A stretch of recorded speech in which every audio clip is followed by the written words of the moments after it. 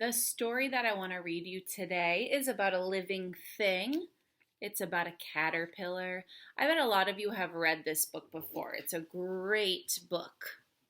It's called The Very Hungry Caterpillar by Eric Carle.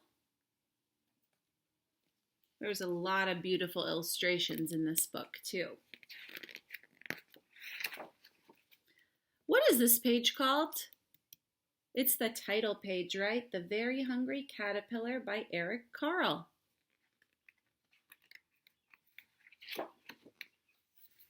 And this is a dedication page. That means he's dedicating this book to somebody. It says, for my sister, Krista. What a nice brother. In the light of the moon, a little egg lay on a leaf. Reminds me of that life book we read the other day that talked about how all life starts out small. It's such a little egg. One Sunday morning, the warm sun came up and pop! Out of the egg came a tiny and very hungry caterpillar.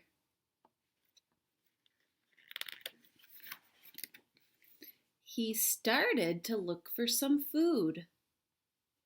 On Monday, he ate through one apple, but he was still hungry. And out he comes.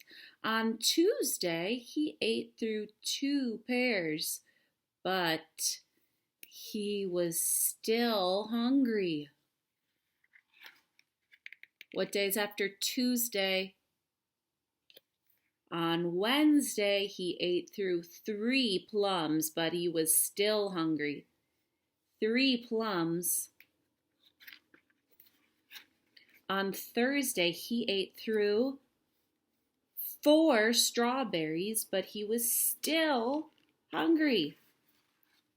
On Friday, he ate through 5 oranges, but he was still hungry. On those pages, I noticed 2 patterns. Did you notice anything that was repeating on these pages with the food? The first pattern I noticed that each day there was 1 more. It went 1, 2, 3, 4, 5.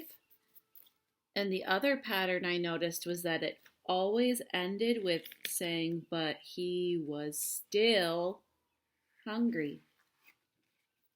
Oh my goodness.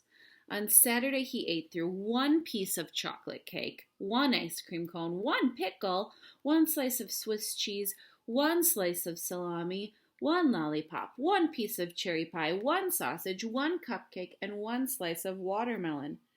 That night, he had a stomach ache. Look how he feels. Ouch. That's a lot of food and a lot of food that's not so healthy for you. The next day was Sunday again. The caterpillar ate through 1 nice green leaf, and after that he felt much better. Now, he wasn't hungry anymore, and he wasn't a little caterpillar anymore. He was a big, fat caterpillar. He built a small house called a cocoon around himself. And sometimes a cocoon can also be called a chrysalis. He stayed inside for more than 2 weeks. Then he nibbled a hole in the cocoon. He pushed his way out and... Do you have a prediction? What will happen when he comes out of the cocoon? You could say, I predict. He was a beautiful butterfly.